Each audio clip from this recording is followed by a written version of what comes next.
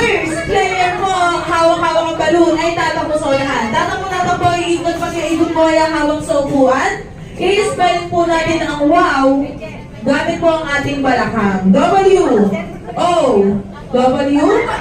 Pagkatapos po nan ay gagawa po tayo ng madaming fruit salad. So, paano po ba yung fruit salad? Sa fruit salad po, sasayaw po kayo kahit ano po, iba-ibang steps per person. Pwede po kayo mag-moves, kiri moves, pagdating pababa, 8-8, kumaldag, kahit ano po, basta iba-iba. Okay?